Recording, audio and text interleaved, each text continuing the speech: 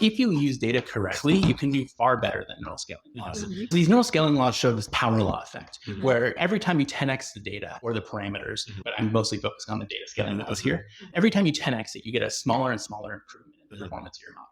And that's nice from a predictability standpoint. It's nice to be able to say, okay, I've trained a model on 1 billion tokens, and now I can predict what it's going to look like when I train on 10 or 100 billion tokens.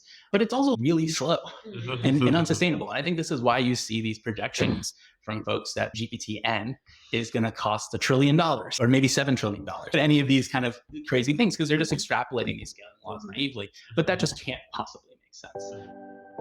Hey there, I'm your host, Kan Jun. And we are an independent research lab developing AI agents that mirror the fundamentals of human-like intelligence and that can learn to safely solve problems in the real world. On our podcast, we interview researchers about their behind-the-scenes ideas, opinions, and intuitions that are hard to share in papers and talks. We hope you learn as much as we have in our quest to understand and build the mind. Ari Morcos is the CEO of Datology, which makes training deep learning models more performant and efficient by intervening on training data. He was at FAIR and DeepMind before that, where he worked on a variety of topics, including how training data leads to useful representations, lottery ticket hypothesis, and self-supervised learning. His work has been honored with outstanding paper awards at both NeurIPS and ICLR. Well, Ari, thank you for being here in person. This is really exciting. I'm really excited to be here. Thank you for having me. Yeah. We always start with, how did your research interests develop? Like, how did you end up getting interested in all of this data stuff? Yeah, so I had a somewhat circuitous journey to get to machine learning and AI. I originally came from neuroscience. So when I was a kid, I always wanted to be a brain surgeon, and in college discovered neuroscience research and got really deep into that, but actually worked with proteins and pipetting and all these sorts of things. And then near the end of my time in college, really became interested in circuits. And how do large populations of neurons work together to, make decisions and do all the amazing things that the human brain can do? And that led me to get my PhD in neuroscience at Harvard, where I focused on trying to understand how mice accumulate evidence for decision making. So anytime you have to make a decision, you have to combine a whole bunch of different pieces of evidence to come to that decision. So I taught mice to count. So it's very fun, actually. Can they count? They can count. Okay. My research is 6, but perhaps higher. They're like half a transformer. Yeah, exactly. Not bad. We basically put mice on top of a styrofoam ball, like you would find in a diorama for a solar system or a mobile, one of these sorts of things. And then you suspend it in air, and the mouse can actually run on top of this styrofoam ball. And then you use a computer mouse to measure the movement of the ball. And that effectively gives you some indication of how the mouse is trying to move. And then you immerse the mouse in a little mini mouse IMAX, and show a first-person view of a maze. And the maze we used actually was built in Quake. So it was very jerry-rigged in that way. And then have this mouse run down this T-maze. And what we would do is we would show cues on the left or the right, and the mouse would have to count whether more were on the left or more were on the right, and then decide to go to the side that had more of the cues. And it gets a reward. And it gets a reward for going to the right side. It gets water or condensed milk or something like this. And then we can record the populations of thousands of neurons in the brain while the mouse is doing this task, and try to understand how do the neural populations and the dynamics of those populations enable the mouse to combine different pieces of evidence and come to various decisions. And that was where I started using ML, because you would have these massive matrices where you'd have rows for every neuron. So you'd have 1,000 rows, one for each neuron, and then columns for every time point in this task. And I know what the mouse did at each of those time points. So now I have this big matrix of neurons by time, and I want to understand, how did this neural population enable this decision? And how do you deal with a matrix of this size? But neuroscience, traditionally, it was always very focused on individual neurons. So what you would do is you would put an electrode into a monkey's brain while it was performing some task, and then you would do that a couple hundred times, and you average all those neurons into a single trace, and you look at the trace of that single neuron average. Because if you want to try to look at thousands of neurons, you end up with 1,000-dimensional spaces. Humans are very bad at anything beyond a 3 or 4-dimensional space. So this was very new at the time, of how do you actually deal with handling these large populations? And the secret was to start using some fairly basic ML techniques at the time. So things like dimensionality reduction, where you can start looking at the trajectory through a state space as the mouse would do these various tasks. And what was this? This was in the early 2010s. So I started my PhD in 2011. And this is before neural networks were even like a really big thing. Yeah, exactly. I mean, at the time still actually, what I had learned at the time was, neural networks don't work, right? Like from a machine learning perspective. Yeah, only use SVM. Exactly. And that's what I use a lot of. I use a lot of Gaussian SVMs and things like that, and trying to use that to classify the decision that the mouse would make. And we could do, one of the big kind of takeaways was that the mouse's choice on a given trial actually depended on the mouse's choice on the last several trials in many ways. And the way that the neural population would reflect the exact same set of cues, maybe you'd see 2 cues on the left and then 4 cues on the right, the way that would reflect in the neural population really depended on what happened in the past. So there is this kind of hysteresis to the system. It was actually kind of this area that is related to neural networks called liquid state machines, where you can imagine a surface of a pond where each stimulus is effectively maybe a stone of a given color that you drop from a certain height, and that creates a certain set of ripples in the pond. And then you have some new stimulus that comes in, and that set of ripples that come from that new stimulus interact with the ripples from the previous stimulus and create some complicated nonlinear interaction. And then from the pattern of ripples, you can say not only what the most recent stimulus was, but everything that had led up to it in the past. So in this case, the neural population would be the pond. Stimuli would be any sort of input, like a cue or thing here. And then the ripples would be the neural activity that you saw. But anyway, so that was kind of what I was working on at the time, and started using a lot of ML techniques, in many cases just SVMs. But I also started using some of the neural networks at the time to try to work some of these problems out, and very quickly realized I was far more interested in the ML side of things than I was in the neuroscience side of things. Part of that is because I spent 2 years trying to anthropomorphize mice and try to predict what is a mouse going to care about. In many ways, actually pretty good training for training neural networks, because they will cheat. If you allow them a way to solve the task that is not the way you want, they will find it. And so will neural networks. So it's kind of funny, actually, how many parallels there are between training animals to do various tasks and training models. If you enable some cheat in your data, it will find it every time. So reinforcement learning works in mice too. Or cheat in mice too. Absolutely. If there's an easier way to solve a task, like, they will find it. And when you first got interested in ML, like, what was interesting about it? Yeah, so I think that there were a number of things. One, trying to make sense of these high-dimensional populations was really exciting. It was really at the forefront of neuroscience at the time. At the time, there was really this kind of new guard and old guard, where the old guard is still really focused on single neurons. Like, I remember, actually, I would talk about PCA and how you could come up with the highest variance direction among some population of neurons. And I would have my dissertation committee be like, yeah, but where are the neurons?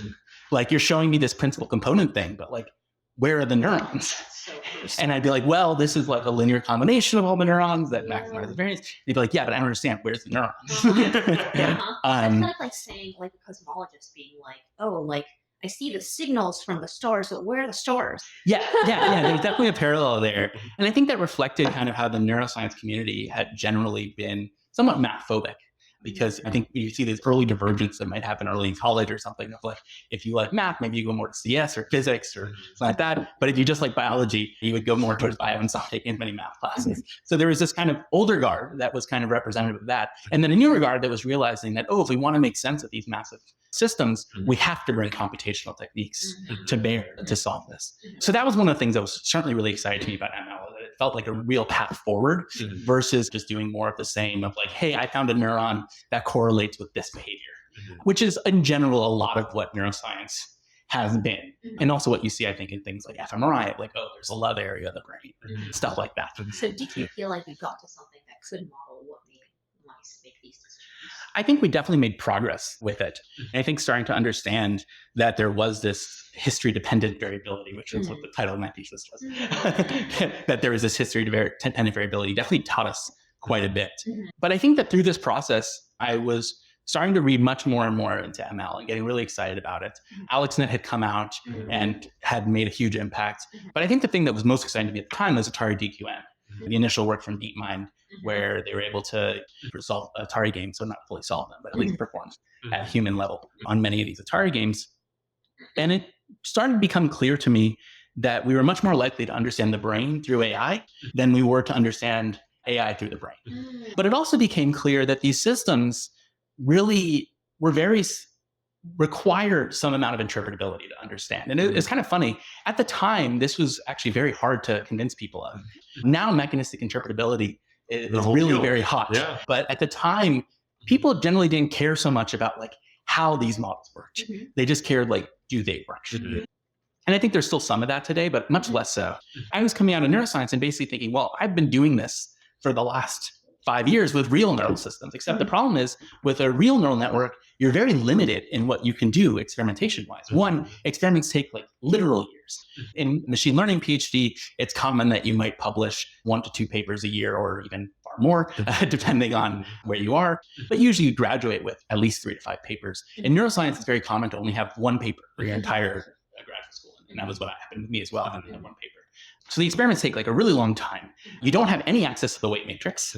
All you have are the activations. And you don't actually even get to see all the activations. You get to see a subset of the activations. And it's a very noisy subset of the activations. So your readout is extremely noisy and it has this low pass filter on it because of the way that we actually can record neural activity. And if you want to perturb the network, you can basically turn everything up or you can turn everything down.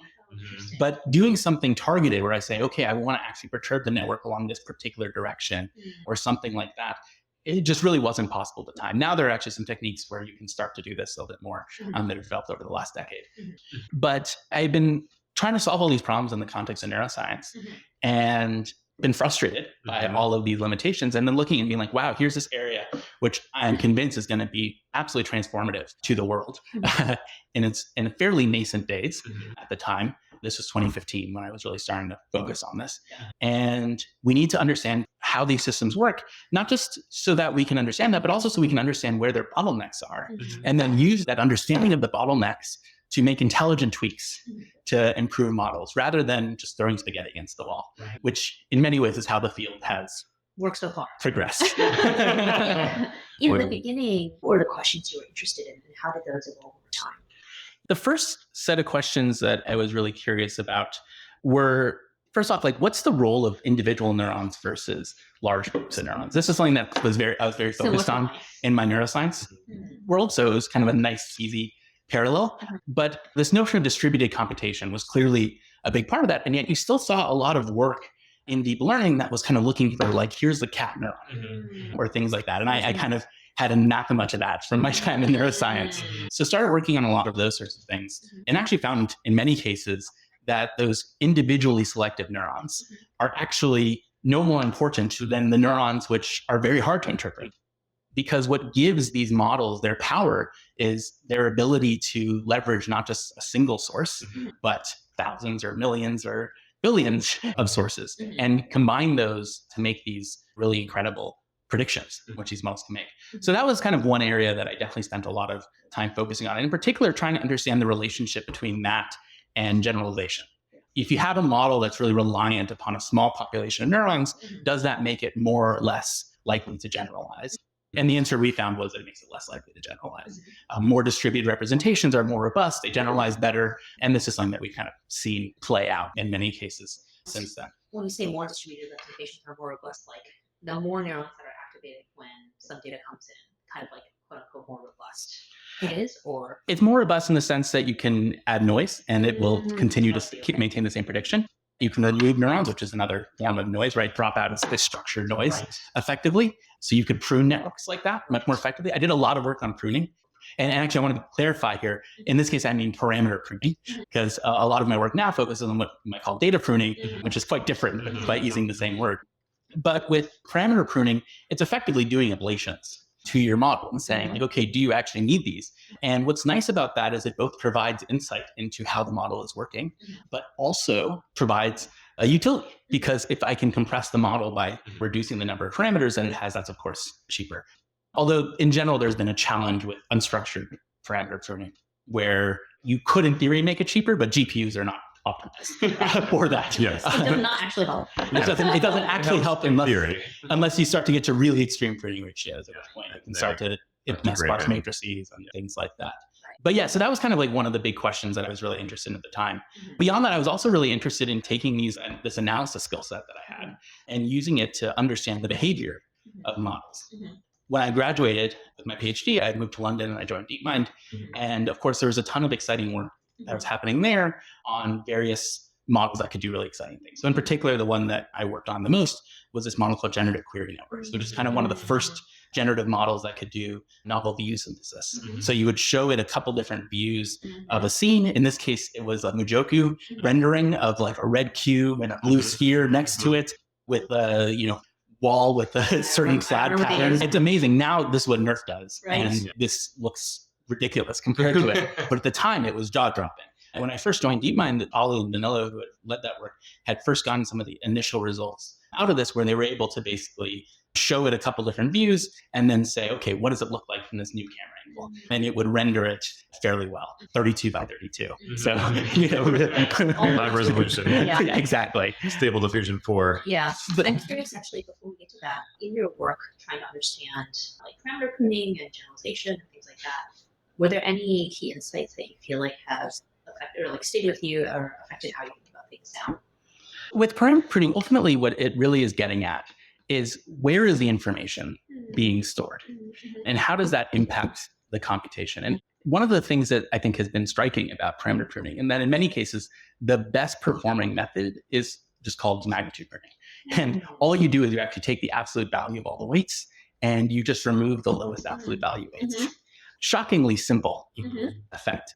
But in many ways, that kind of conveys where are the parameters that are actually having less impact on the resulting computation.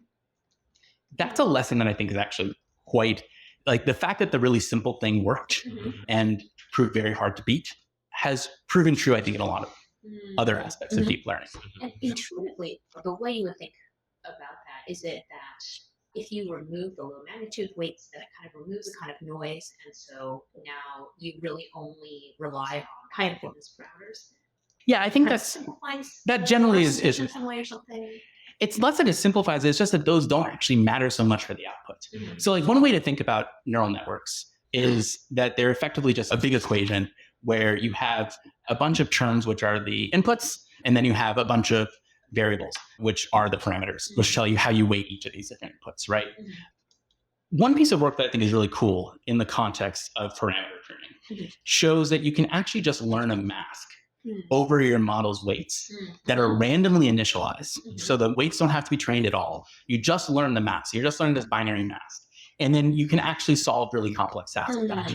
There's a really great paper from Mitchell Wartzman, who's a really talented guy who's now at Anthropic, and worked with me previously, who showed that you could train resonance to learn ImageNet just by learning this mask. And that's like a really interesting result. And you think about, okay, like how could that be the case? And I think what that actually is saying, right, is that you have this big equation for your neural network where you have these various terms, which are the inputs to the network and then the outputs of previous layers and so on and so forth. And then you have these variables, which are your parameters. If you optimize a sparse mask, all you're saying basically is I want to pick and choose the terms that I want, the parameter times the input in each of these cases. And if I just optimize that, I can solve anything. And that's like really very expressive, it turns out. So when you think about kind of what happens when you remove low magnitude weights, it's basically a mask where you're removing the terms which by the nature of that low magnitude rate ended up being closest to zero. And as a result, when you actually go and push it through the nonlinearity and get your output for that node, it doesn't actually change it all that much, which I think really goes to when you think about how should you be optimizing these systems, understanding what are the components which lead to big changes in the output and what are the components which don't is consistently a lens that works very well. And, in my current work on data, which we'll talk about a little bit more in a bit, that's a lens which also comes up quite a bit of how can we identify data points which are more or less informative. That makes sense. What's the intuition for when the low magnitude weights are zero versus just low magnitude? It seems like zeroing out the low magnitude weights makes it better. Well, I don't know if you're saying it makes it better. It doesn't necessarily make it that much worse. It doesn't necessarily make it. It basically doesn't make it much worse. doesn't make it Although in some cases it actually Sometimes can. it does. It can make things better. Yeah, that's kind of like it like makes it more robust. Yep. Something like this. It's a form of regularization, ultimately, right? Yeah. You're I guess basically that's fair. encouraging the model to have conviction if it wants to set a weight. So set a weight high. Actually, we had this other paper a number of years ago that was in NeurIPS, where we did this sort of thing in the middle of training. So basically we would train a model, and every so often we would just zero out a lot of weights. But in this case, actually, we did the opposite, where we zeroed out the high magnitude weights, and the model would like catastrophically fail for a second, and then it would recover. And then you could do this over and over again, and then eventually you'd end up with a model that's much more robust, because it kind of learned to distribute the computation a bit more. That's super interesting. So there's That's so interesting. Roughly The- year or name. the generalization stability trade-off was the name of that paper. And that was done with a really talented guy named Brian Bartleson. That was actually a fun collaboration because it came out of a cold email. He Did just- he send it, or did He just sent me a cold email. Yeah, I had written this paper that I had mentioned just now about kind of the single neuron selectivity and things like that. He had done some experiments related to that and then sent me an email with like a whole bunch of results. And that was at DeepMind. That's hilarious. This is like the 8th story I've heard from a researcher who sent a cool email and then that resulted in a paper. That's cool. It's a really nice thing about the community, I think, that you're able to do that, and definitely something that was different in ML versus neuroscience. It's just in neuroscience, the barrier to entry to do experiments is really high. Honestly, it's becoming like ML is becoming more like neuroscience now with, the incredible compute costs required to train these models. But in neuroscience, you need to have an animal facility and you need to have a microscope, and that microscope needs a laser to power it and all these sorts of things. Whereas ML, you can just kind of do some of these, especially in the late 2010s, you could just kind of do some of these experiments on your computer. On your single GPU. Your single GPU. After this set of questions around kind of the role of neurons, use of neurons, generalization, then what? Like, what were you interested in then? Yeah, so I think it wasn't, also just to be clear, it wasn't quite as much sequenced as like a number of threads that were Some interested other at the same questions that time. were Yeah. interested, yeah. So one of the other areas I was really interested in is understanding how models that are doing really cool things are working and what are their capabilities and what are their limitations in various ways. And one of those was kind of applying some of these analysis techniques to this model called generative query networks, which was a kind of early version of NeRF.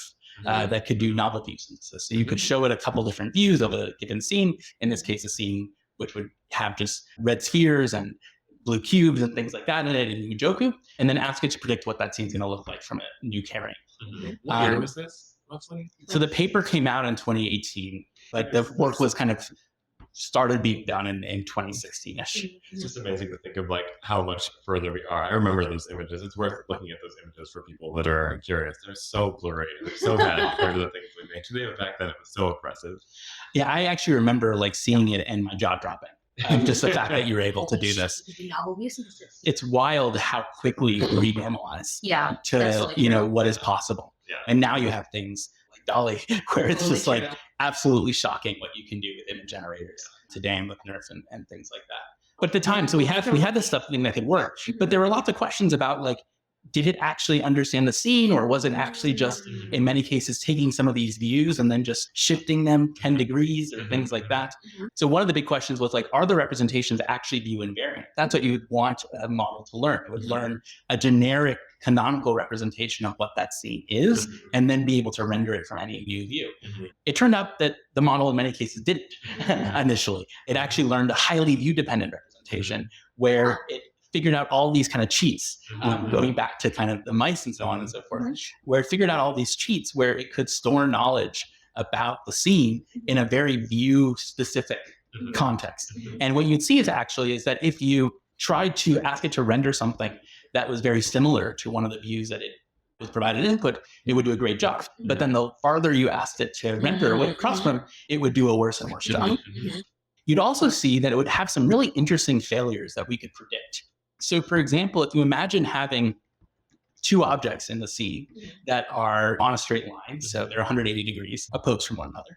And now you were to show two views where one of them is straight on, where the objects are on left and right, and then the other view is the opposite, from 180 degrees apart, where now the red cube, instead of being on the left, is now on the right, the blue sphere, instead of being on the right, is now on the left. Because of the way that we would pool these representations, and we would basically just add them together, if you had a specific 180 degrees apart, they would conflict. And then the model wouldn't know which one was which. And when it would go and render it, it would flip back and forth between the blue cube and the red sphere.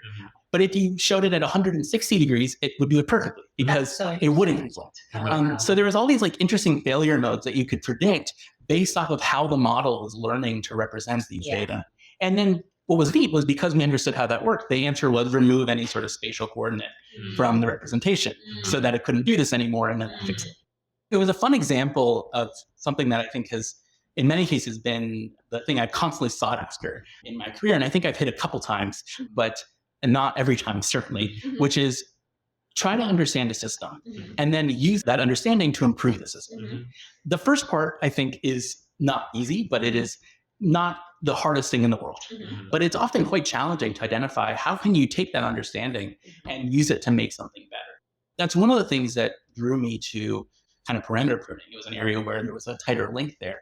And also something where I think data has a really nice advantage, because if you understand what's good or bad about data, it's actually quite easy to make an improvement based off of that. Whereas if you understand what's good about a representation, you can try to optimize do you make the representation better. Yeah. Exactly. And you can try to regularize for it, which is like, that's the standard approach. Or like put in your own bias in terms of like what's the network architecture, or what the spatial coordinates, et cetera. Yeah. And that sometimes works. Right. But a lot of the time it doesn't. And also I think one of the things that has become very clear over the last 5 years or so is that inductive biases consistently just get washed out by data. And that never used to be true because we never showed models enough data. But now that we're showing models tons of data, the inductive bias just gets totally overwhelmed. And that also reduces the impact of crafting new inductive biases. I really like that way of putting it. Like that this idea of that, like the inductive bias gets washed out by data is just a very like simple, elegant way of describing like why we only have transformers nowadays, right? Or I mean, it's fine. Like you have your diffusion models as well, but like these very general purpose, in a sense, like very dumb network architectures, right? Like they're not doing any. There's no view. There's no different parts. There's no anything. It's just in the sequence. I don't know. Put in the sequence for the next word of the sequence or whatever, right? Or like, oh, how does it denoise? Like, okay. That's it. That's all we learn. And we just throw so much data at it. Like, do you think that are there maybe trade-offs to this? Is there like something that we're losing that's a part of this? Or like, this is great. We should just keep doing this. Like, we should just keep saturating this, have a crazy amount of data. Like, that's kind of the way to go. Yeah, I think that's a really excellent question. And definitely something that I have thought a lot about. So I actually wrote a paper about this. We're basically trying to figure out, okay, well, there's this trade-off. So on the one hand, you have kind of comments. And comments are great because they provide this clear equivariance inductive bias, but it's also what I call a hard inductive bias in the sense that it can't be unlearned. You're always going to be equivariant if you're a comnet because there are certain restrictions to the way the weights are structured. On the other hand, you have transformers, which have basically no inductive bias. But like, if I want to learn images, it's probably helpful to have some form of invariance or equivariance inductive bias. So we had this project called Convet, where the goal was, can we do the best of both and create what we call the soft inductive bias, where you basically can initialize a transformer to be exactly the same as a convet. The way you do this in practice is that you basically have an attention head for each part of the kernel. So if you have a 3x3 kernel, you have 9 attention heads that each correspond to a particular offset. And then you can constrain the weights in a particular way such that it is exactly performing the exact same computation as the convet. But the key is that now the model can learn to undo that if it wants. And you can provide regularization if you want to try to encourage it to stay close to a convolutional solution. But the model has the choice to kind of start with this inductive bias, but then choose to move away from it if it wants. So I was like, okay, this is going to be great. Like, this is definitely going to make a huge impact. It's going to make models way better. And it does if you don't have very much data. So if you have like, order 100,000 data points. This is far better than a transformer. And, in fact, if I go and look at like where this paper's been cited, it's actually been cited in a bunch of really cool places. It's been cited quite a few times. It's one of your most cited papers, I believe, or maybe it is the most cited. I don't think it's quite the most, but it's one of the most. I imagine it's cited in low data regime. And it's cited, and it's cited in all these like cool scientific practice places. That makes sense. So it's like people that want to do like analyses of volcanoes, and they have like 4,000 data points, and they want to use a transformer, but they find that it's more performant if they can initialize it with this inductive bias. But once you get past like 100,000-ish data points, I think it's a little more than that. I think it's more in the mid 100,000s. But once you get past kind of that place, it stops helping you entirely, and in fact becomes ever so mildly harmful because it slows down learning a tiny bit because it's trying to kind of stick to this initial paradigm that you've given it, which is not actually that useful. Image models, if you give an image transformer like enough data, like I don't know, some tens of millions of data points, do they end up with some other inductive bias that you can encode?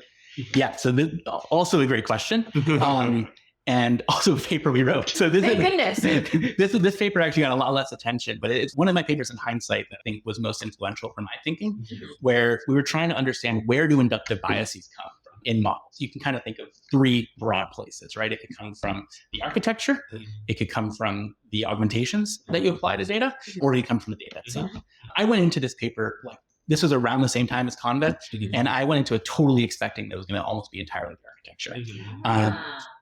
Spoiler alert, it was all the data. The augmentations didn't matter so much, even though you're in many cases doing random props and all these things that should specifically induce these various properties. It turned out that if you train on even like a million data, if you train on ImageNet, a transformer will have the same amount of equivariance and invariance as a COMNet. In fact, the COMNet actually tries to undo it a little bit, which it can't fully do, but it can kind of do. Because it turns out the inductive bias that's provided by COMNets is actually a little too strong. And it turns out that both models actually converge to the same amount of equivariance and invariance in this context. Independent of whether you augmented it, if you show enough data, it just learns this is the right amount of equivariance for this particular data set, and it converges to that.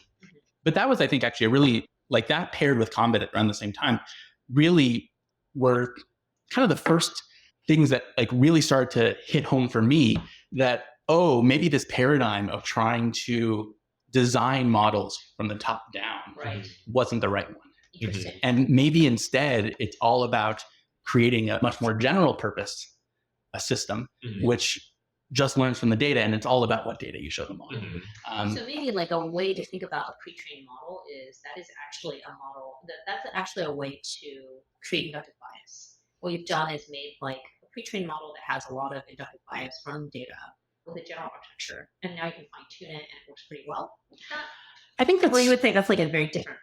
I mean, I think I would say they're learned inductive biases. They're learned inductive biases. As opposed, I think inductive bias oftentimes can assume that it's imposed. But yeah, that it's learned bias ends up being far more effective than what we might design. And I mean, I think that's the core of the bitter lesson, which in case folks aren't familiar, like is Rich Sutton's really fantastic essay, which I strongly recommend reading. It's like 4 paragraphs. It's definitely worth reading versus listening to people's secondhand blog posts about it, just because it doesn't say quite the same thing as what people summarize it as. Yeah, I think it's not more data, more compute, more data is better always. That's great. Not quite that. And there's a component of that, but there's a little more nuance. He expresses it well. Yeah, I think the key takeaway that I kind of have taken from the bitter lesson is that ultimately, as scientists, we like to think that we can design these systems and that, we'll build a whole bunch of rules into a system that will create AI. But over time, what has been shown is that strategies which can effectively leverage compute and data consistently outperform strategies which are hand designed. And one of the things that's nice about transformers is that they can very effectively leverage compute and data. Right, they scale well, and there's a very general purpose way to make that work. But I think the bitter lesson for me was very big because I had been spending a lot of time trying to figure out how do I come up with better inductive biases for models to help them learn these things. And I think the papers that I was just talking about, Convet and the inductive bias one, both started to provide really clear evidence that, oh, maybe that strategy isn't the right one. Or maybe one alternative, just to poke at for 1 second, is like, what if, as you said, in the sub 100,000 parameter or like example regime, like this actually is better to have inductive biases. If you have 2 examples, like you're a fruit fly or something, like you really don't want to be figuring everything out from scratch, right? This is not going to work very well. But then maybe there's other places where this matters. So for example, for generalization, whatever that means, right? Like maybe there might be cases where you want to have this inductive bias, not because you're trying to get the best performance when you're in the unlimited data regime, but because you're trying to accomplish some other objective. You're trying to learn from the small amount of data in a way that will like apply to a larger amount of data without necessarily knowing what that larger amount of, like, there might be other models, so say like fraud or evolving regimes where it's like, oh, okay, this is going to be constantly changing on me. I don't necessarily want to be latched on to like all the data I've ever seen because I know I'm going to have these abrupt shifts in the world, right? So I wonder if part of it is just that the way that we evaluate these things, right? We say like, here's our training data set, here's our test data set, they're the same distribution. Oh, look, the more of the training data I have, the better I do on the test distribution. But so many things in real life are not like that. Yeah, I think that's interesting. I mean, certainly anywhere where you're in a small data regime, Mhm. inductive bias can still play a Mhm. big role, right? I think that's the big takeaway from content for me. Mhm. The fact that has made that less relevant, at least recently, is the advent of self-supervised learning. And the fact that we can train from so much data that there aren't that many settings which are effectively the small data regime. I guess that's the part that I'm maybe pushing on just a tiny bit of like the fashions that we'll have next year are different than the fashions that we have this year. Right? If there's anywhere a place where like you expected to have this sort of like dramatic shift, then perhaps training on tons and tons of data might not have been the right overall strategy. If you can model how the time variance of the underlying data distribution shifts in some way with inductive bias, I can see that potentially helping. The question is there an inductive bias that one could specify, that would capture that?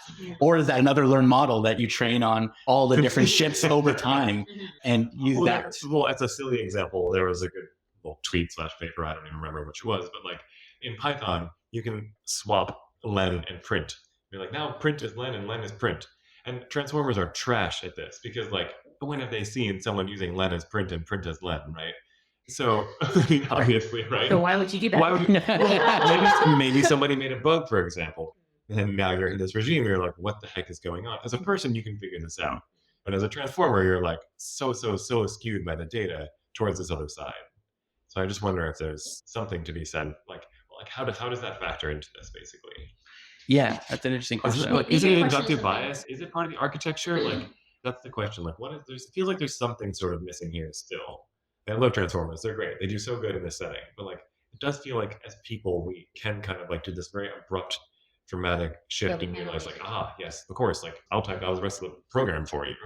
Like, this is really interesting concept in a lot of like evolutionary research, where when people do these like evolutionary simulations, let me see if I can properly explain this research. There's like a variable that's kind of like how much pattern matching do you do versus like how much like first principles randomized invention do you do?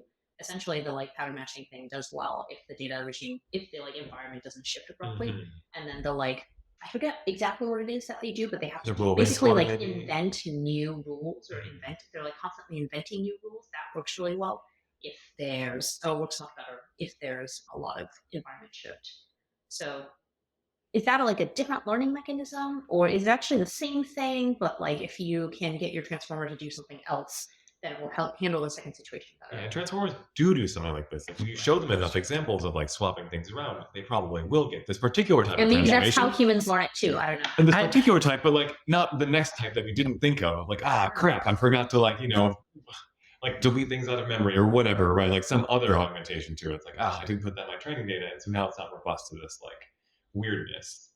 Yeah, no, I think that's a really interesting question. And it kind of gets to like, are transformers actually generalized? Yeah. Which is a question that like has been debated many times. In my time at FAIR, I was in this group called core machine learning, which, the folks that are not super domain specific, but are just kind of generally thinking about machine learning systems and optimization and things like that. And we would have these retreats where we'd have like breakout sessions.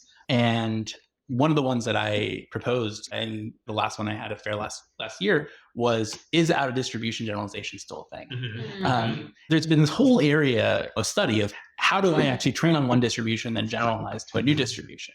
But in many ways, by training on the whole internet, what we've done is kind of turned everything into an interpolation.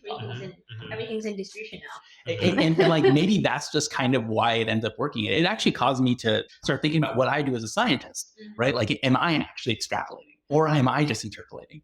And the conclusion I came to, which is somewhat depressing as a scientist, is that I think I actually just interpolate most of the time. I think in practice, what I do is I see a problem, and then I bucket that problem into, okay, these are the various other categories of problems that I've seen in my career. This is very reminiscent of category C. Okay, what methods have I seen work well to solve problems of category C? Oh, well, this paper did this method, this paper did that method. Let me now try applying that method. Yeah, it's actually an interesting way to explain, like, when people do field switching, that often results in many new discoveries. Like, okay, you got the distribution from your old field, and now you interpolate between the distribution of your new field and your old field, and now you have new results. Exactly. It's why interdisciplinary research ends up being so useful.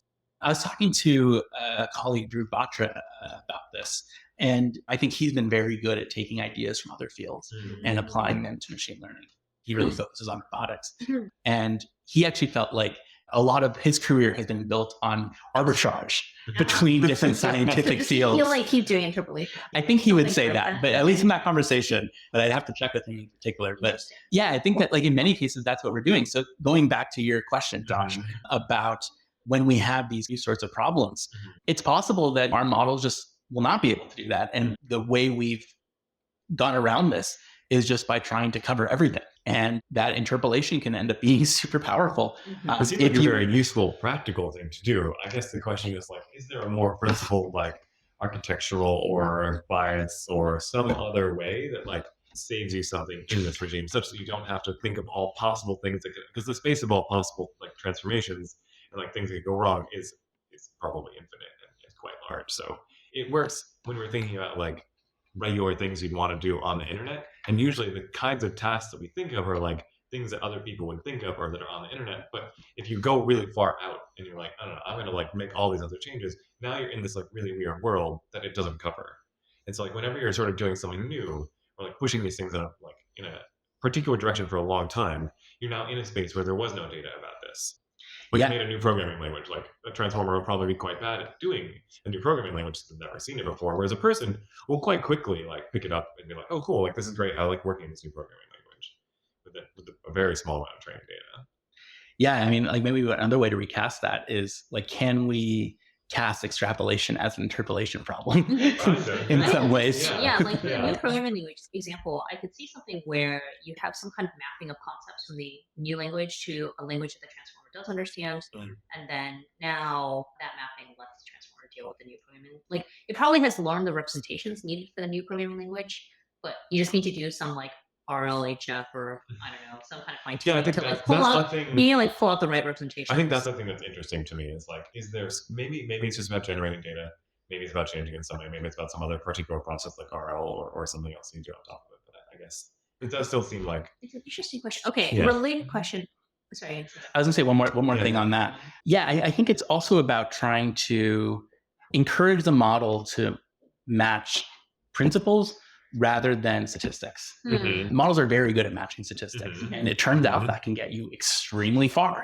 I think that all of us, certainly I, have been shocked by how far you can get through that. And honestly, like going back to the scientist thing, it has made me think less of humans rather than thinking more highly of the machines. It's like, oh wow, you can get GPT-4 just by mass language modeling. Like, wow, humans are less impressive than I thought. All we're doing is actually next level prediction. Yeah, where's the cat to carrots too?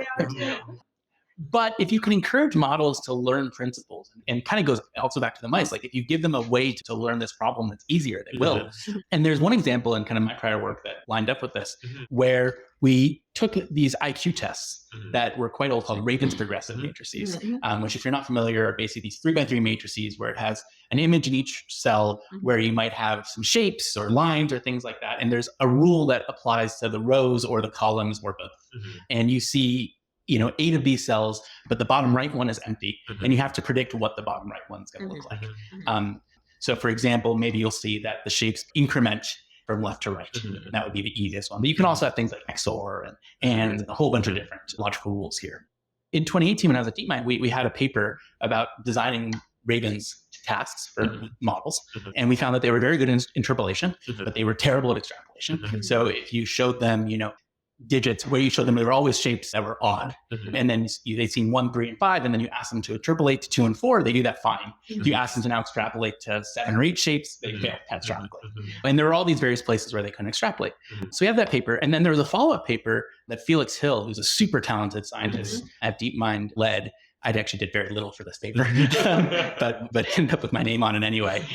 But Felix really kind of did all the driving here, where what he showed is that if you choose distractors, so this is a multiple choice question, and if you choose your distractors such that the only way to distinguish between the distractors is to understand the underlying logical rule. So just to give an example, maybe you'd have that in the Raven's matrix, you have a bunch of circles and squares, and then in the answers, one of them has lines, or one of them has octagons. Well, you can just like rule that answer out immediately. And the model would often learn to do that. But if instead you made it so that there was nothing you could do perceptually to try to identify what the right answer was. You actually had to learn the rules, contrast the rules. All of a sudden, the model could extrapolate. That's super crazy. So by constraining the choices and the ways that the model could cheat, it forced it to learn the harder solution. And I think Also there's what likely, humans do. and it's what humans do, exactly.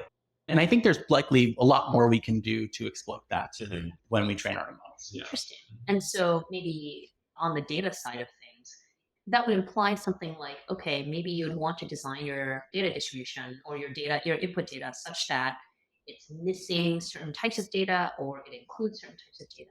Do you have any thoughts on how this kind of insight affects what you train on? Yeah, it depends on kind of the learning paradigm you're using. I think it's most easy to see the analogy here if you're doing contrastive learning. Because in the context of contrastive learning, right, I'm trying to find the negatives which most clarify why a positive is a particular positive. In general, the way we do this right now is you take a random set of negatives, typically from other batch examples. That's suboptimal. If you choose negatives which are very hard and are very close to the positive, that ends up working much better because you encourage the model to contrast between the things that are most similar but not quite the same. And that ends up being quite impactful. So I think this is like one big example. There's also, I think, lots of places in the industry where you see this exact same problem. For example, Josh, you had mentioned fraud detection a little bit ago. That's a use case where typically you have a very imbalanced data set, where you have a very small set of like fraudulent transactions, and then you have a massive set of normal transactions. And like current standard practice is let's just randomly subsample the negatives so we have a balanced data set, and then we'll train a classifier on those balanced data. But the negatives you're using are so different from the fraudulent transactions that the model actually doesn't learn very much from the vast majority of them. Similar to like SVMs, you want to be looking at the lowest margin examples, the ones that are closest to those decision boundaries, so that you can learn the most from them. I think this is just one of many examples of how the choice of data that you use for models and the way you present data can just have a dramatic impact on how the model learns and what the model learns. How does this change in language modeling with like next token prediction?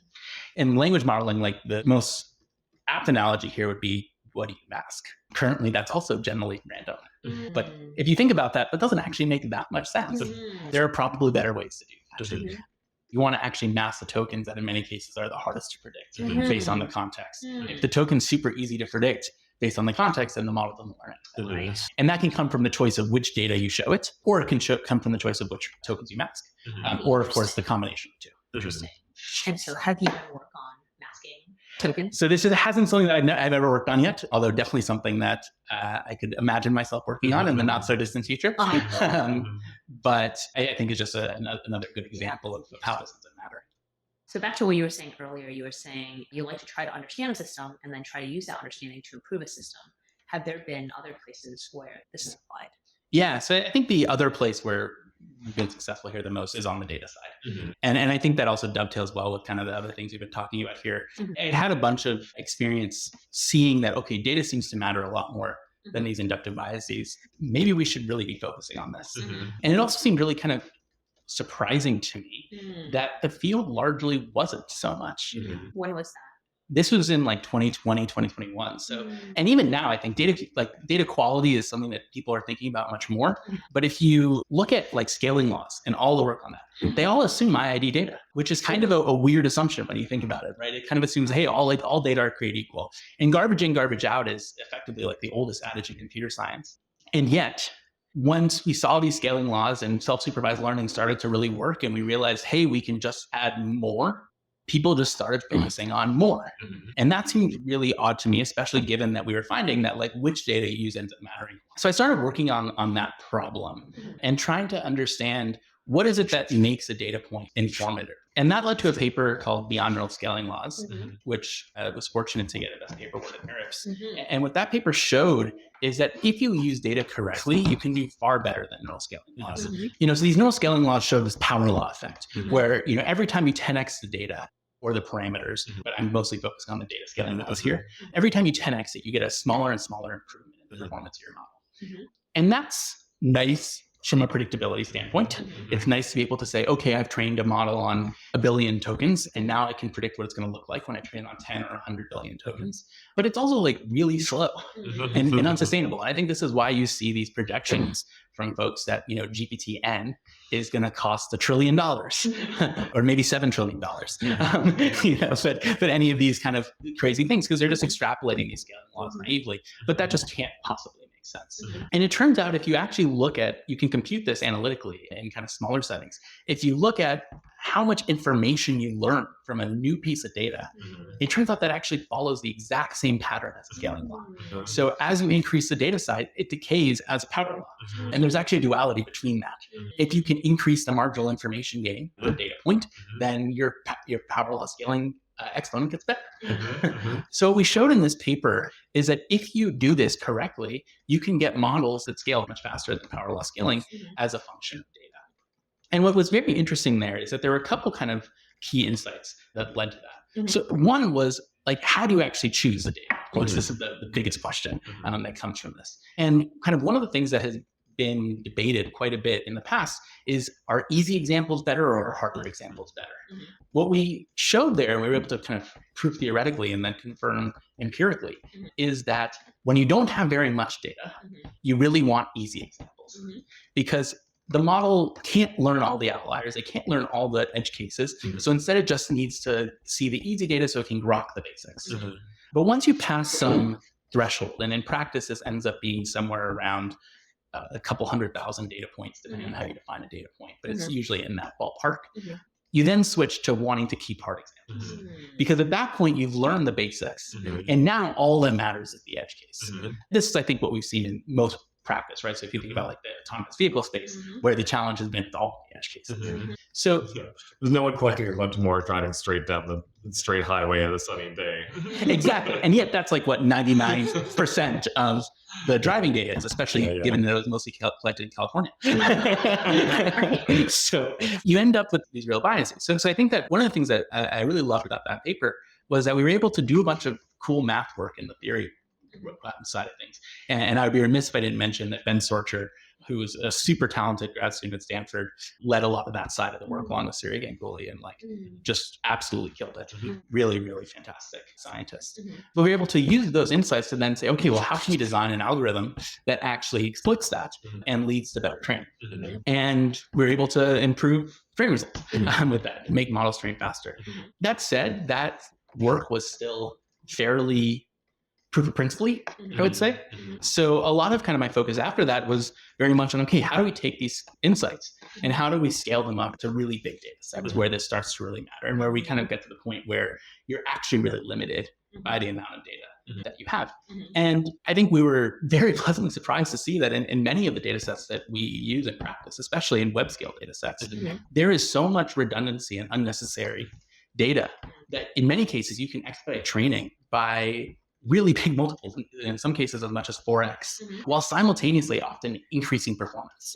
And the reason that Just by deduplication. Not necessarily just by deduplicating, but deduplication is certainly one big part of it, although not absolute deduplication. In many cases, you have to kind of get at the semantic concepts that are present, but also by enriching harder examples and by balancing out how much do you need from a given area of space. So one of the things that's often really hard about identifying what data are good or bad is that redundancy is important.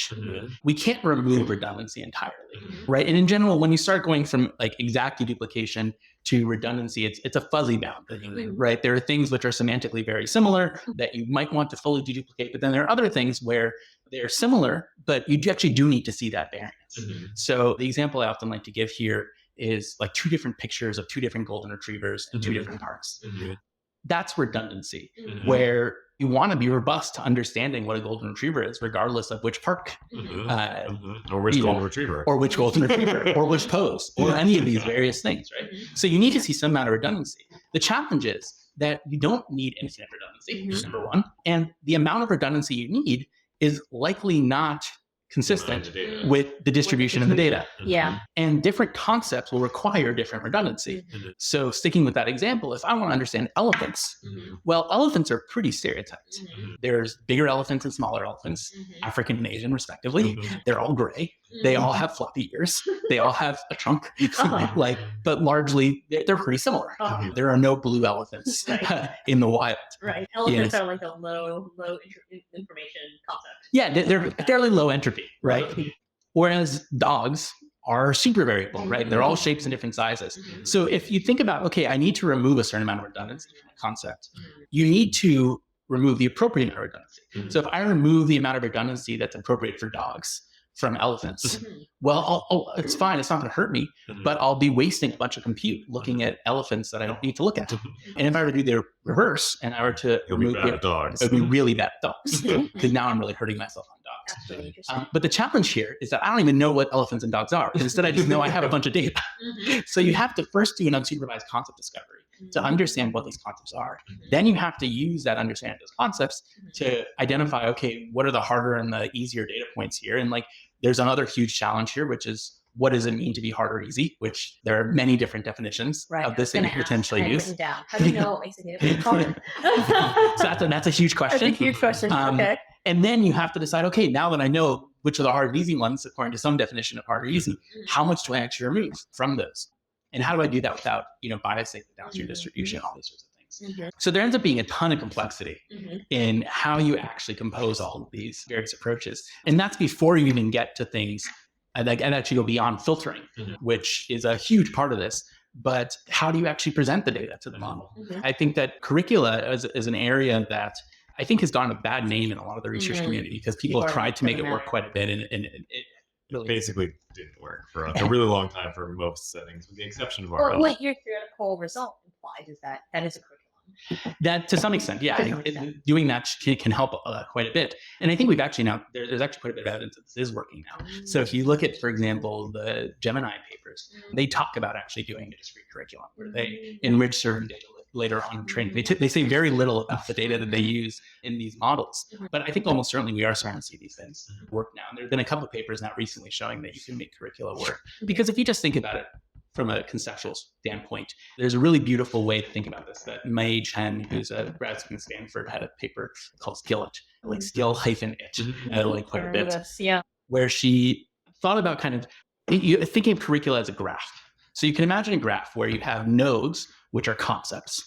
In her case, it was skills, but you can think of concepts or skills. And then the edges, this is a directed graph, and the edges are dependencies. So if I understand, if there's a directed edge from node A to B, it means that understanding A helps you to understand B. And then if you think about this, if the graph is complete, so there's all-to-all connectivity, then a curriculum will not help you. Conversely, if the graph is empty, every concept is unique and independent, then a curriculum will not help you. Anything else, a curriculum will help over random sampling. And I like this analogy because I think it just really kind of drives in that this kind of has to work. The challenge has been that in practice, we've generally saturated our data sets. So optimizing this, right? In the supervised learning context where you're training on a million examples, you train on ImageNet for 90 epochs, 160 epochs, something where a curriculum might make you go a little faster, but generally efficiency doesn't matter so much. And generally the compute costs of those models, even proportional to what compute was available, were very low compared to the compute costs of models today. But I think now we're facing a set of problems where this becomes really, really important. And I think that we'll see a lot of advances here, although unfortunately I think a lot of them will likely be kept private because they're so impactful, because I think they have potential to be so impactful. And is this what Datology is doing? This is definitely one of the things that Datology is doing. So kind of leading out of this work, I started thinking about whether this would make sense as a company to help people who want to train their own models identify the right data to train the models on and how to use that data appropriately at scale. And that's the problem that we solve at Datology. So our goal is basically to make it so that the barrier to entry for training a model on the data side is much, much lower.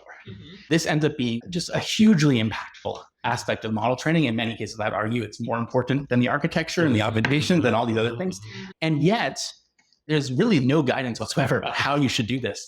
There are some papers out there, but most of this work doesn't get published because it is a secret sauce that differentiates the big foundation model labs. And if you go and you look at any of the foundation model papers or PR prints, as I'll often call them.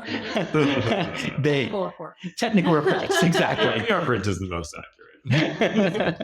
They will have training data sections where they'll say like, hey, data was super important. Like we did a whole bunch of like stuff. We did heuristic filtering and we did model-based filtering and it was really important. And like our model wouldn't be what it is without it. But if you want to train a model on your own data, if you think about where most of the data in the world is, right, it's private.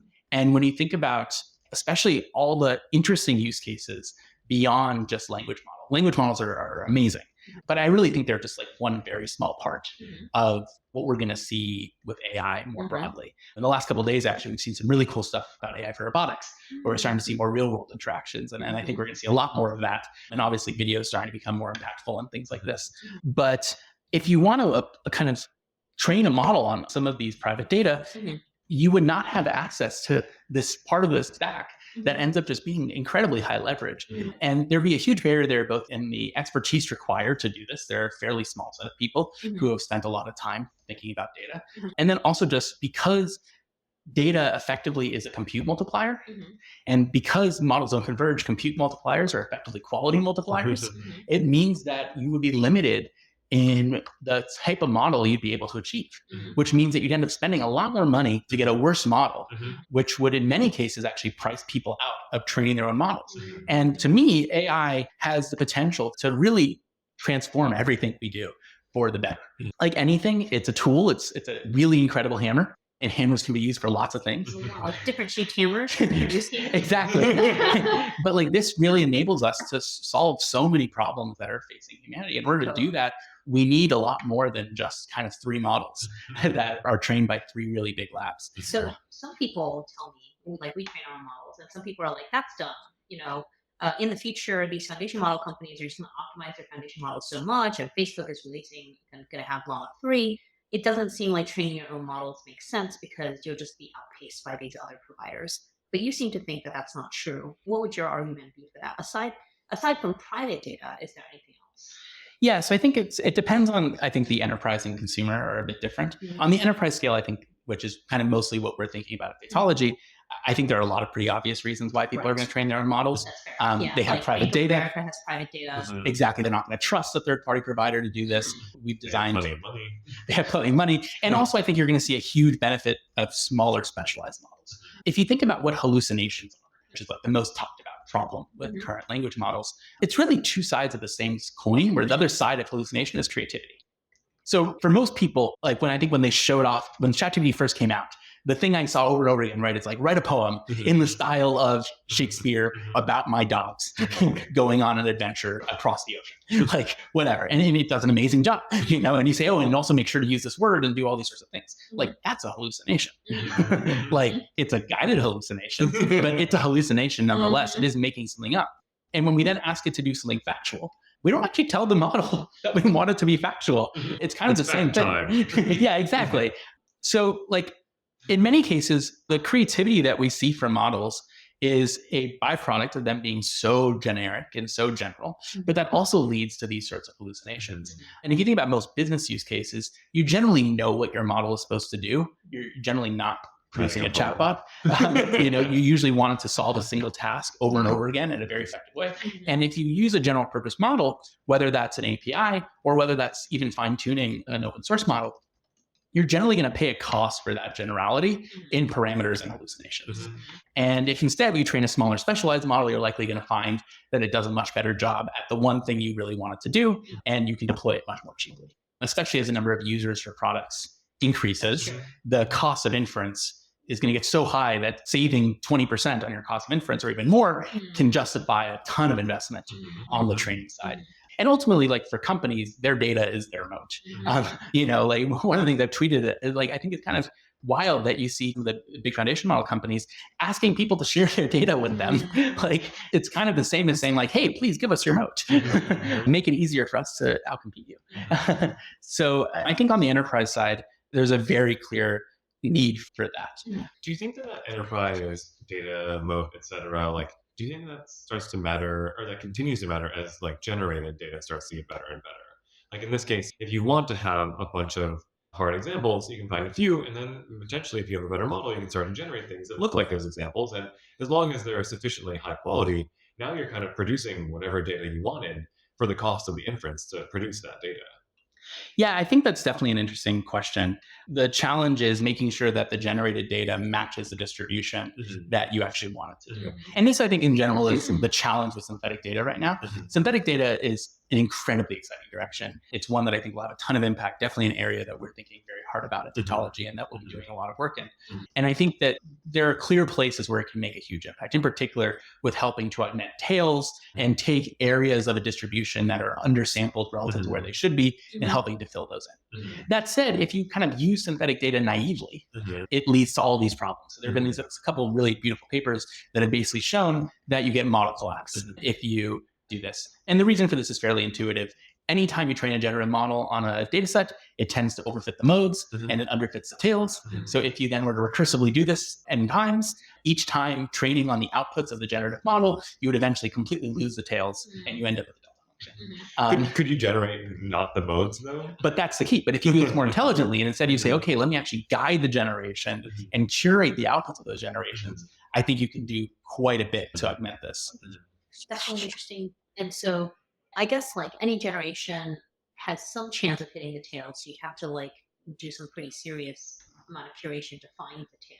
Yeah, you'd either have to do large scale rejection sampling or you'd have to guide the sampling to match certain areas of distribution.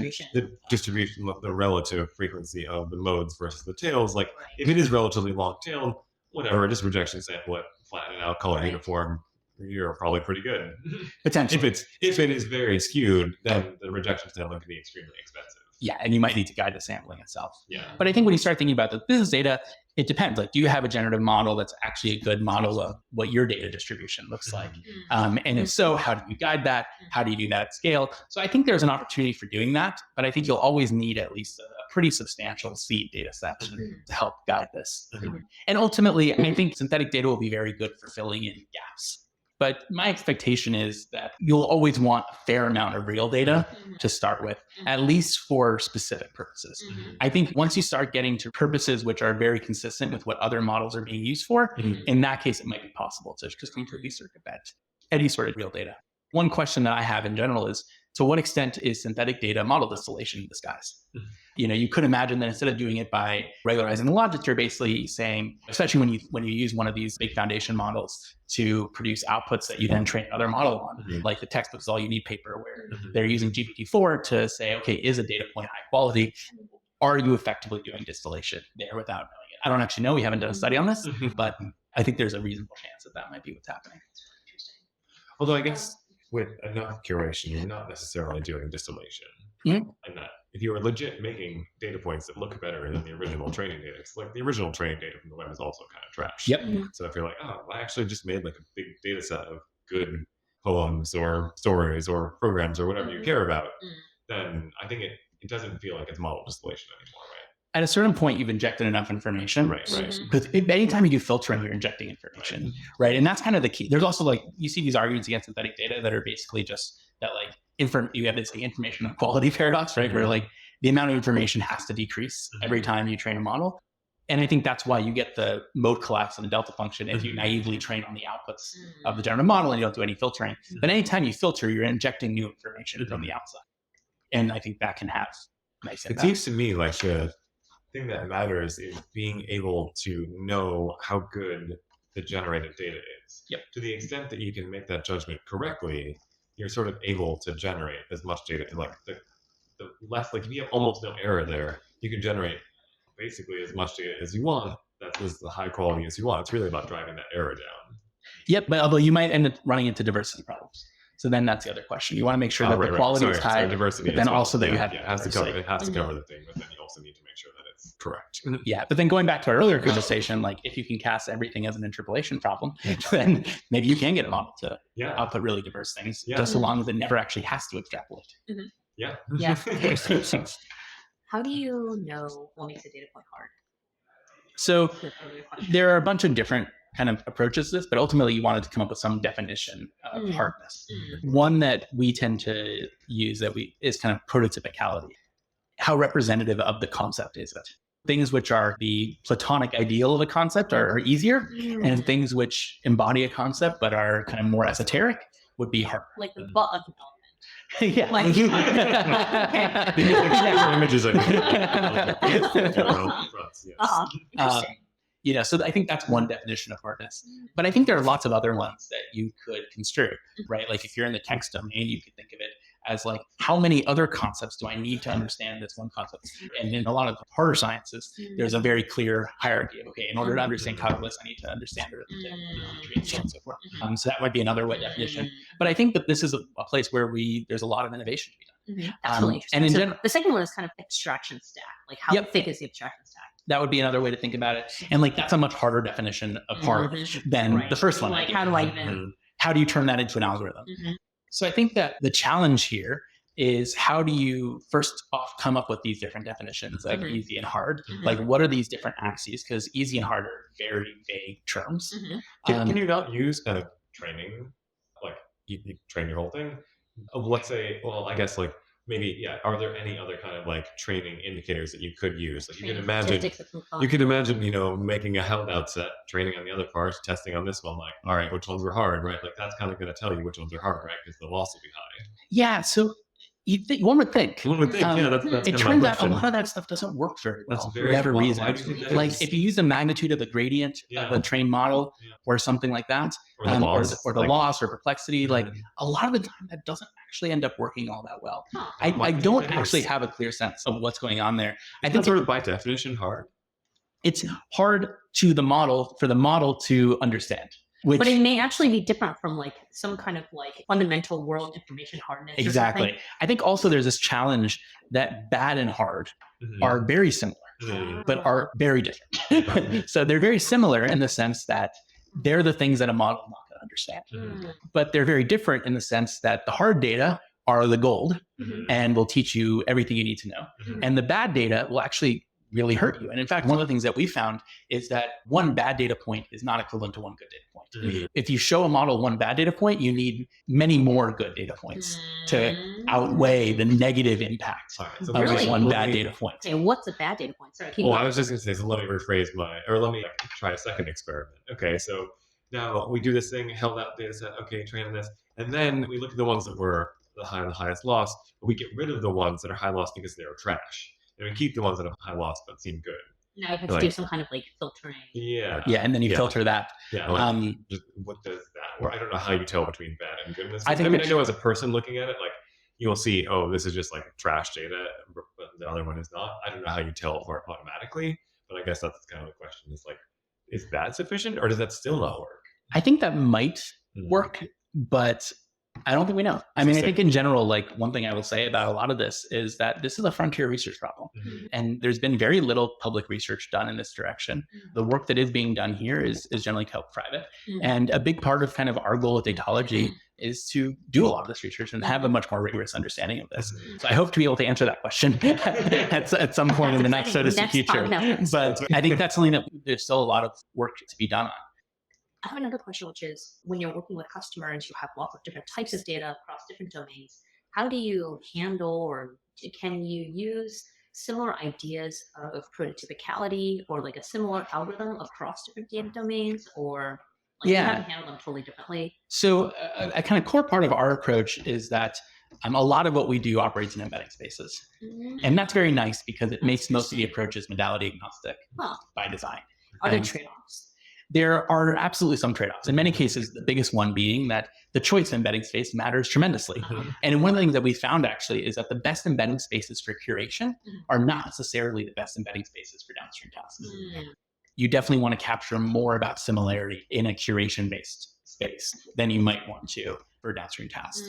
So I think that there's a challenge there in that you're relying on the embedding space to capture this. And that's only going to be as good as your embedding space. So there's also a cost here, right? You have to embed every data point, which can be expensive. One of the things that we really focus on is how can we use very lightweight embeddings that are highly optimized. A big part of kind of the value prop of Datology is efficiency. There are kind of three core value props that we have. One is efficiency. We help you train a model to the same performance much faster. One is performance. We can get you to much better performance in the same budget. And the third one be we can train a smaller model to the same performance. And they aren't mutually exclusive. You could have a combination of these three depending upon what a customer wants. But if you just focus on kind of the efficiency standpoint, if it costs a ton to embed every data point, then it's very hard to get an efficiency gain. So you have to use really lightweight models. Let's use once. Also, there were like some company that were just to go out there and like get all these, public data sets and everything and just like go do that. And there's one nice thing, you only have to do this part one time. That's right. You don't have to do this every time you train. But in general, we try to make this as quick as possible. There are also things where just like you're not going to be able to exploit as many details of the data itself. And I think the answer here is going to be a combination of all these. In general, one of the things we found with curation approaches is just like many other things in deep learning, it's not a single silver bullet. It's a combination of many approaches, each of which provides. And then, of course, there's a whole bunch of nuance and challenge in how do you actually make these things stack. Sometimes they're operating on kind of the same underlying principle, but just get at it from two slightly different ways so they can potentially conflict. So there's a lot of kind of science to be done and challenge and figuring out how to do that effectively. When you think about something like prototypicality or concept mapping, like doing these kinds of concept maps, if you're using embedding spaces, how well does that actually map to? So one thing we talked about earlier is kind of like when a model understands that something is hard, it might be different than a human understanding that something is hard. How well do these concept maps actually map to kind of like human understandings of concepts, or does that matter at all? Yeah, it's a good question. I think the answer is it depends on the embedding space and so on. But I think maybe I'll give a more provocative answer to the second question. Which I don't think it does actually matter. I think humans are actually really bad at curating data sets as a rule.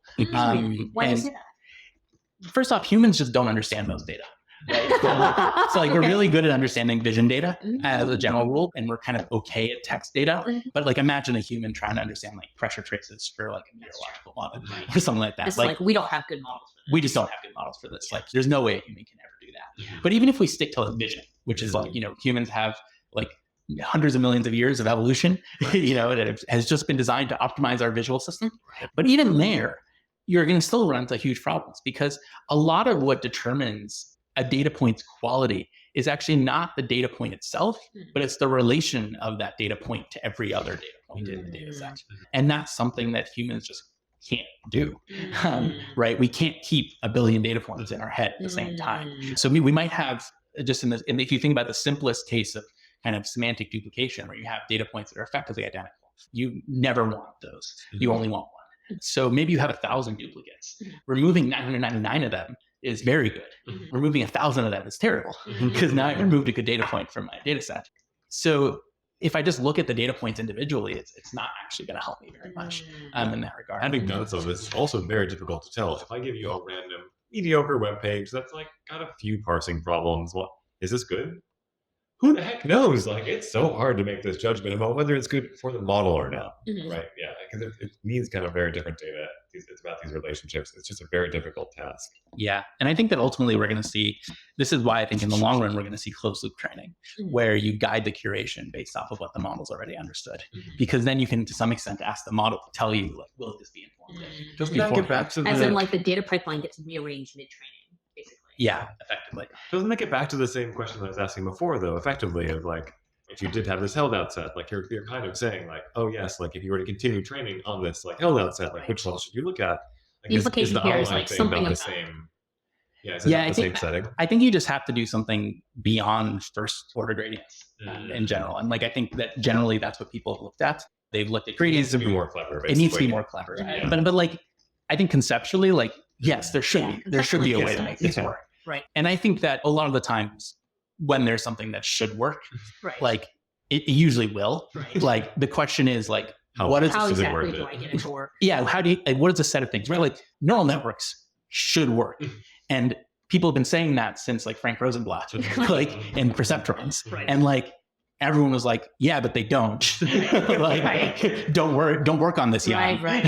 And they kept on persisting. Right. And then eventually we hit the minimum amount of computing data necessary, and then all of a sudden it did start working. And I think we're going to see the same thing with a lot of these ideas. When you have an idea where just like it's clear that it should work, I think that generally is the case. Now the question is like how long will it take to actually make that work? How possible is it? How well will it work? How well trade-offs, the trade-offs, et cetera. You have to put in way more compute to filter the data than it was to just train the data in the first place, and you're like, whatever. developer. Yes. I guess. Yeah. Although that's one that I feel quite confident about. At least confident enough to start a company on it. When you're thinking about the efficiency gains from curating data, what level of efficiency gains do you think you can get for something that's like a general model, like a general language model, say Llama 7DP or Mistral? Maybe we'll look at Claude 3 level performance. Like, how big should that model be, or how much more data efficient should you be able to get?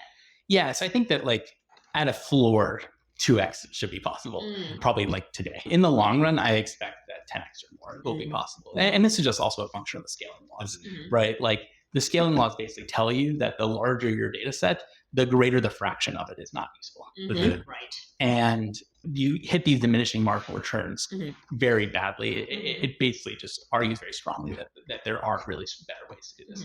And I think the biggest argument for this, honestly, is just thinking about how much effort has been put into this problem relative to the impact that we've seen already, as compared to how much effort has been put into architectures. One of the visual metaphors I tend to like is this kind of picture of a barren tree that's kind of thorny, and there are a bunch of grad students like, you know, huddled around, and their advisors kind of poking them, like being like, climb the tree, you know, and like grad students are climbing up and reaching for these like shriveled apples, you know, that are these small gains. And then meanwhile, there's this like lush grove of data techniques that for a whole bunch of cultural reasons have largely been ignored by the field. Because it doesn't quote unquote count as research.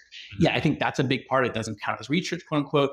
It's considered kind of like boring grunt work. You know, I don't want to be a data engineer, which is kind of, I think, the mapping that people get to that. And I think also just like if you think about the way that these problems have been constructed in academia, there generally is some like benchmark data set, and your job is to optimize performance given that data set. So the data has actually been a given in many cases. So you don't play with it. And same with like Kaggle, right? Like that whole model has very much been like, don't touch the data. Change the other things. And then people kind of tried to cheat a little bit, right? Where they use like data augmentation. It's kind of like a version of this. But like in general, there's been this cultural push of like the data is a given. But then we came up with SSL. And with self-supervised learning, all of a sudden this got turned on its head. And now the data is everything. And like a big part of what OpenAI's bet was, and I think one of the really interesting things is they had spun down the robotics team in 2018, 2019, even after they'd done this really cool dexterous manipulation, thinking through Rubik's cubes. And the rationale was like, well, there's not enough robotics data at the time where we can just follow the scaling trend, because all of a sudden now data wasn't given. You can now go and scrape data from the entire internet. So now we're in this like fundamentally different regime where now there's all of this fruit that we can harvest, but that has kind of been off limits to some extent. And you pair that with the themes that we talked about earlier, that, you know, data ends up mattering much more than architecture, and kind of all architectures converge to the same thing. And even now we're seeing kind of the state space architectures being competitive depending on how you view it. This is the area that matters more than anything. As you've been working. Oh, I was going to ask one other kind of more specific question about like data. Like, what does data count as in the language modeling case? Like, when we say data, we usually mean documents. Yeah. But do you think at all about like, what about the like individual tokens within that document? Like, should we reweight the loss here? Like, do we do things inside of the document, or do we just lump the whole document in there? How do you think about that? Yeah, I mean, I think that's a really great question. Like in any case, when you have a sequential data source, like what do you actually define as a data point? Yes. Quote unquote, is I think a big challenge. And I think the way you do that definition is also a research challenge, where there are obviously going to be better and worse ways to do it. We often call this kind of the chunking problem. I think that there's a lot of nuance here, but clearly just sticking with documents is not the right answer. It does seem like a strange unit. Yeah. Like, especially if you have a GitHub repo or something with super long context, or something with obviously a very short context, or it seems a little strange. And if you move also towards like other sort of data sources, right, where you have sensor data or things like that, where it's any sort of time series data, like also has this problem where you need to figure out kind of what is actually the right atomic unit for that data. And like, again, this is an area of research and one that we're focused on quite a bit. But, you know, I think likely you want something that's content dependent in some way or another. You want something that's content dependent, where the right atom of the data probably depends on what's in that atom. And I think the challenge is being able to do that effectively at scale. Interesting. And as you've been working with Imbue, you know, we use Datology. Please use it. You definitely recommend.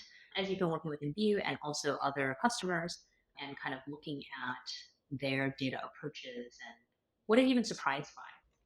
I think actually the thing that I've been most pleasantly surprised by is that people get that this is actually a really important problem. Yeah, it seems obvious to us. And it's funny. It does help a lot when we make the data better. It's funny, like models, like one of the catchphrases I like is like models are what they eat. Like the data that you show them determines everything. Garbage in, garbage out, this whole thing. Actually, datology was once proposed as a name for computer science, the study for data. Wow. There's like an ACM letter from the 1950s where somebody suggested that computer science should be called datology. Oh my God. Although he's called it Amazing. datology, datology. But I think in many ways it seems very obvious. But yet, if you look at the research community's focus, it's been so different from this that I think I was somewhat guided by that and expecting that people in the enterprise community that are trying to actually make these things work would need education that this actually really matters. And I've been very pleasantly surprised to find that that's not the case. I think the place where people have the most questions is less around does data quality matter, and more around can you do this automatically at scale, and how problem dependent is this. One of the things that we have found is that a lot of this actually isn't that problem dependent. You can kind of roughly bucket approaches into a 2x2 matrix of whether it's modality agnostic or modality specific, and then whether it's task agnostic or task specific. And there are some things that are specific to these factors, but there's actually a whole bunch of stuff that lives in this modality agnostic, task agnostic bucket, where it doesn't really matter what you want to do with the model. Some data is kind of always going to be bad. That said, there are, of course, also approaches which are going to be specific. But even then, we find that they tend to be into very big buckets. For example, there are some approaches that work much better for object detection than for classification or vice versa. But within classification, we tend to find that an approach that's good for coarse grain classification is also pretty good for fine grain classification and vice versa. So yeah, I think that's been a pretty pleasant surprise. Actually, quite surprising. Interesting. Yeah. What do you feel like are the most important looking questions to you right now? Oh, there are so many. I mean, I think we've touched on a lot of them, right? I think ones we have touched on before. So let's just certainly how do you consider hard data? I think the hard versus bad one is a really huge one, and I think it's kind of the hairiest problem. I also think it's the problem where we've made the least progress so far, and one where we hope to make a lot of progress in the future. It ends up being really important because one, as I mentioned, a bad data point can outweigh many good data points. But two, when you remove bad data, you get both an efficiency and a performance gain at the same time, which is really nice. And three, in many ways, this is the needle in the haystack problem, where you have the goal that's kind of mired in the crack. And figuring out how to distinguish between these, especially in a way that is agnostic to modality and so on, I think is a huge question and really interesting. Curricula, I think, generally are also a really interesting direction, and one that we're going to see is going to be increasingly important. I think another area is going to be questions about actually how you feed in data to models. So things about batching and all these can actually matter quite a bit. And then ultimately, I think the biggest win here will eventually be these sorts of closed loop systems where you actually have a model guiding what data it wants to see. So what I would consider true active learning. Active learning was this concept that's been defined a lot in the labeled data setting, where you ask which unlabeled data should you request to have labeled. But I think true active learning would be which data do I actually want in the first place? And maybe you actually source that from subsetting from a big data set. Maybe you source that through synthetic data generation. Maybe you source that by having a human go collect the data. But actually moving towards these sorts of closed loop systems, I think, is going to be a really exciting thing. That's really interesting. On this closed loop system idea, another question I had was how to think about pre-training versus fine-tuning. So it feels like in this closed loop system world, maybe it's much more of a continuum. There's not really, everything is kind of fine-tuning or something like that. There's not really a divide because you're always shifting what data you're getting.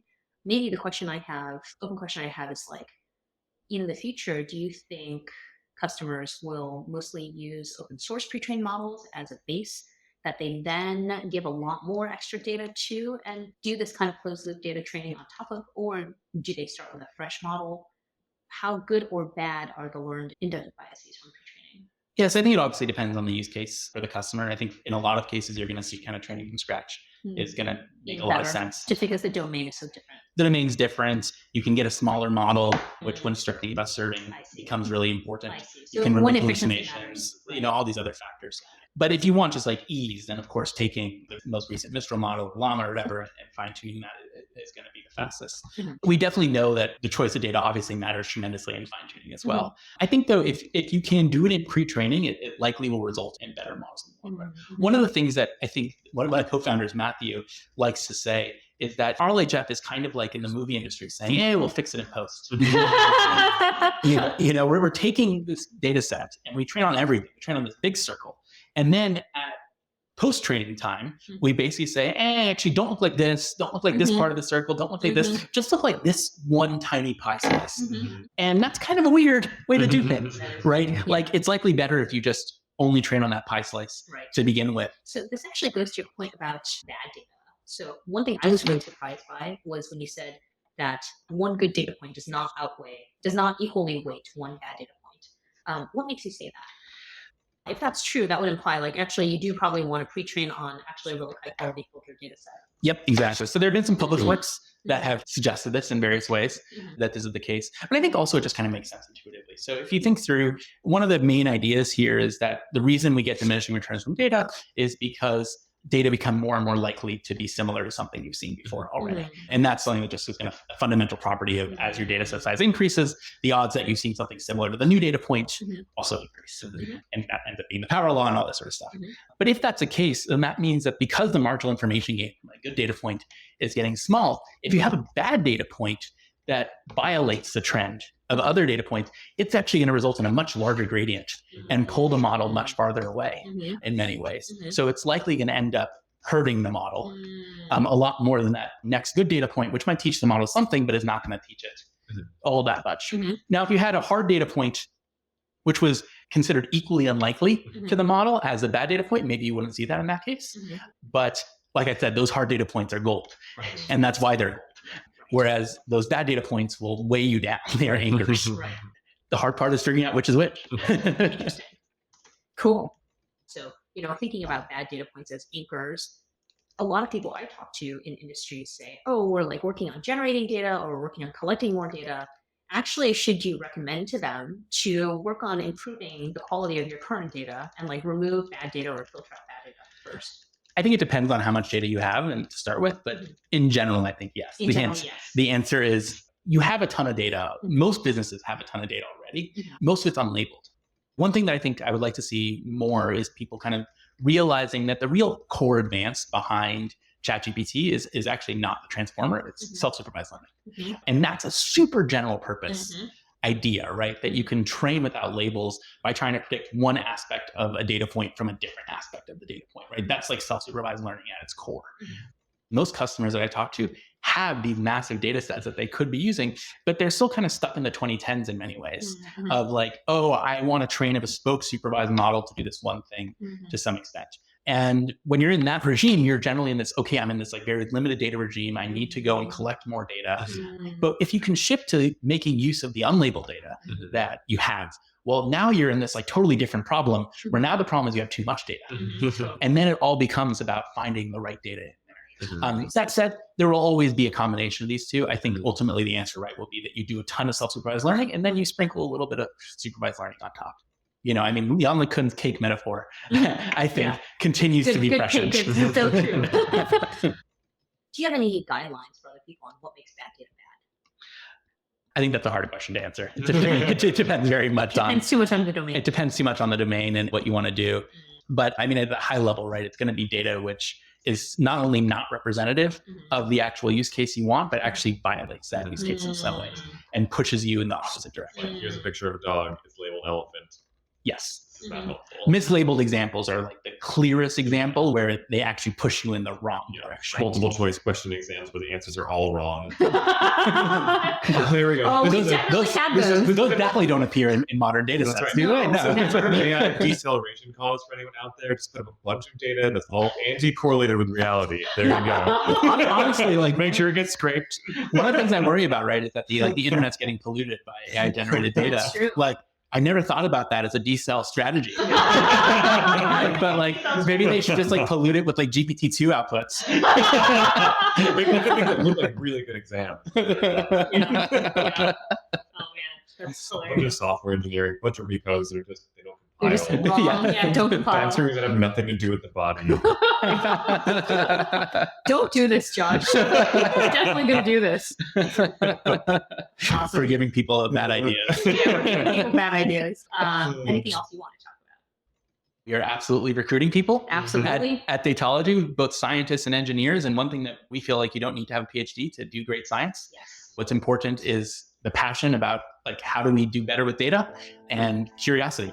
So if you're interested in trying to solve this problem, which is really one of the biggest problems of the AI era, please get in touch. Awesome. Strongly agree with that. Thank you so much, Ari. Thank you both for having me. Great. This is super interesting and fun. Thanks for listening. If you like this, please consider giving us a rating and leaving a review on Apple Podcast. On Twitter, I'm @Kanjun, Kanjun. Until next time.